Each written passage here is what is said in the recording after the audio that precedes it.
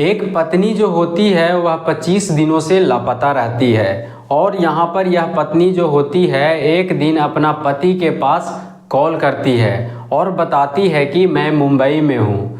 तब यहाँ पर यह पति जो होता है अपनी पत्नी को लेने के लिए मुंबई चला जाता है, लेकिन यहाँ पर पत्नी जो होती है वह अपना बॉयफ्रेंड के साथ प्लान बनाती है और फिर यहाँ पर पत्नी जो होती है अपना पति को तड़पा तड़पा कर मारती है और फिर यहाँ पर पत्नी जो होती है अपना पति का हत्या करवा देती है।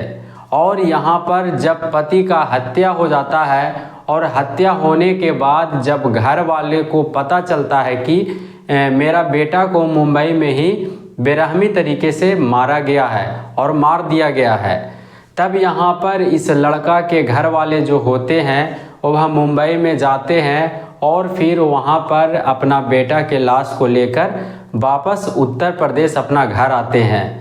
अब यहाँ पर जब पुलिस जो होता है वह भी इस केस को नहीं देखता है, क्योंकि यह घटना जो होता है मुंबई में होता है और यह लड़का जो होता है उत्तर प्रदेश का रहने वाला होता है। तो आखिर इस घटना में क्या कुछ होता है और क्या वजह होता है कि यह जो कहानी है सोशल मीडिया पर वायरल होने लगता है और लोग जो होते हैं इस घटना को सुनने के बाद सोचने पर मजबूर हो जाते हैं, क्योंकि यह महिला जब अपना पति को तड़पा तड़पा कर मारती रहती है तब यहाँ पर महिला जो होती है इस चीज़ को वीडियो बना लेती है और फिर यह वीडियो जो होता है लड़का के घर वालों के पास में भेजती है। और जब यह वीडियो सोशल मीडिया पर वायरल होने लगता है तब लोग जो होते हैं वह सोचने पर मजबूर हो जाते हैं। तो आखिर इस घटना में क्या कुछ होता है इसका पूरा कहानी जानेंगे इस वीडियो में। तो वीडियो शुरू करने से पहले मैं आपको बता दूं कि मेरा नाम है गुड्डू और मैं इस चैनल पर क्राइम की कहानी आप लोगों को सुनाता हूं। तो आपसे बस एक ही रिक्वेस्ट है कि अगर आप इस चैनल पर पहली बार आए हैं तो इस चैनल को सब्सक्राइब कर लीजिए और वीडियो को लाइक कर दीजिए, जिससे कि मेरा हौसला बढ़ा रहे। तो दरअसल यह जो घटना है वह उत्तर प्रदेश की है। यहाँ पर एक लड़का रहता है जिसका नाम राम स्वरूप होता है और राम स्वरूप का शादी जो है आज से 9 साल पहले होता है।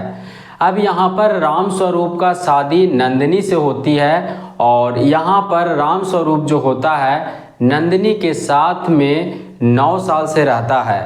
अब आप सोच सकते हैं कि एक पति पत्नी जो है शादी के बाद 9 साल रहता है तो किस तरह से रहता होगा। यहाँ पर राम स्वरूप और नंदिनी जो होती है दोनों पति पत्नी बनकर 9 साल से खुशहाल ज़िंदगी को जी रही होती है। तभी यहाँ पर इन दोनों के बीच में एक लड़का एंट्री मारता है और फिर जब यह लड़का एंट्री मारता है तब दोनों का लाइफ जो है वह चौपट हो जाता है और यहाँ पर 9 साल का जो प्यार रहता है पति पत्नी वाला वह ख़त्म हो जाता है। तो आपको बता दूं कि इन दोनों के लाइफ में जो तीसरा लड़का एंट्री मारता है उसका नाम अमृत चौधरी होता है और अमृत चौधरी जो होता है वह राम स्वरूप के साढ़ू भाई होता है। अब यहाँ पर अमृत चौधरी जो होता है वह नंदिनी से प्यार करने लगता है और नंदिनी जो होती है वह भी अमृत चौधरी से प्यार करने लगती है। अब इन दोनों का प्यार जो होता है दिन प्रतिदिन बढ़ता जाता है और यहाँ पर कुछ दिनों तक ऐसे ही प्यार जो है चलता रहता है और फिर इन दोनों का प्यार जो है नंदिनी के पति राम स्वरूप को मालूम हो जाता है। अब यहाँ पर राम स्वरूप जो होता है उसको पता चल जाता है कि मेरी पत्नी नंदिनी जो है मेरा साढ़ू भाई से बात करती है और उसके संबंध में रहती है, लेकिन फिर भी राम स्वरूप जो होता है वह अपनी पत्नी को कुछ नहीं बोलता है।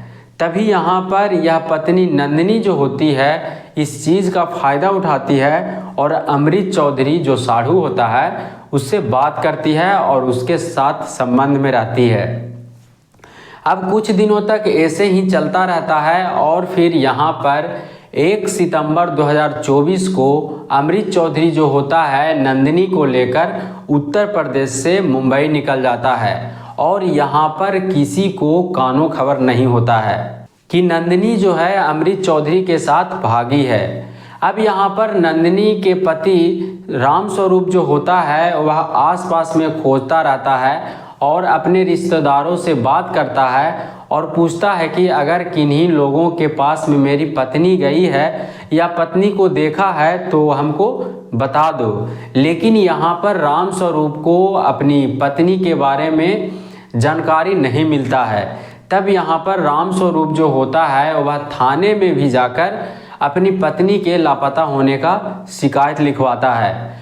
अब यहाँ पर पुलिस जो होता है वह नंदिनी को खोजने में लग जाता है, लेकिन यहाँ पर नंदिनी का जो पता है नहीं चलता है।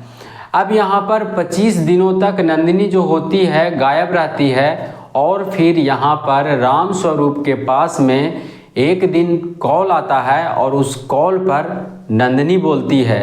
अब यहाँ पर नंदिनी बोलती है कि मैं मुंबई में हूँ। तब यहाँ पर नंदिनी से मोबाइल जो है छीन लिया जाता है और फिर अमृत चौधरी ले लेता है और फिर अमृत चौधरी बोलता है कि अगर तुम अपनी बीवी को घर लेकर जाना चाहते हो तब तुम मुंबई आकर अपनी बीवी को लेकर चले जाओ।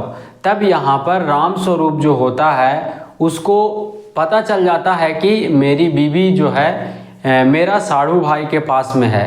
तब यहाँ पर राम स्वरूप जो होता है वह उत्तर प्रदेश से मुंबई निकल जाता है अपनी बीवी को लाने के लिए।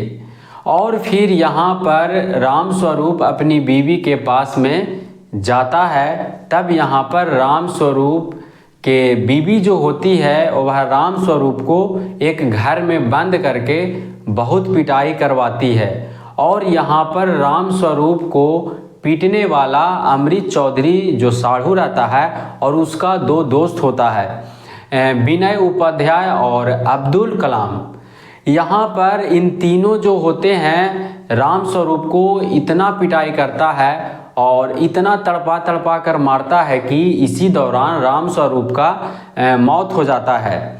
तब यहाँ पर अमृत चौधरी जो होता है राम स्वरूप का वीडियो बनाकर राम स्वरूप के घर वालों के पास में भेजता है। तब यहाँ पर राम स्वरूप के घर वाले जो होते हैं वह तुरंत मुंबई में जाकर राम स्वरूप के लाश को अपने कब्जे में लेते हैं और उस लाश को लेकर अपने घर उत्तर प्रदेश में आते हैं। लेकिन यहाँ पर राम स्वरूप को मारने वाला कोई भी गिरफ्तार नहीं होता है और यहाँ तक कि उत्तर प्रदेश पुलिस जो होता है वह बोलता है कि राम स्वरूप का हत्या मुंबई में हुआ है तो इस केस का कार्रवाई मुंबई पुलिस करेगी।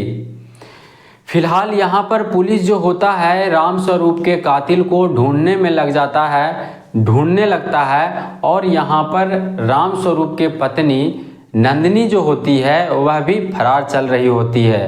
तो इस घटना के बारे में बताने का मेरा उद्देश्य नफरत फैलाना नहीं बल्कि आप लोगों को जागरूक करना है, सचेत करना है और कहानियों के द्वारा समझाना है। तो जैसा कि इस घटना में आप लोगों ने देखा कि एक पत्नी जो होती है कैसे अपना पति के साथ धोखा करती है और फिर यहाँ पर पत्नी जो होती है अपना पति का हत्या करवा देती है। तो इस घटना के ऊपर आप लोग का क्या कहना है, आप लोग का क्या राय है, आप लोग कमेंट में ज़रूर लिखिएगा। बाकी मिलते हैं अगले किसी कहानी के साथ में। वीडियो पूरा देखने के लिए धन्यवाद।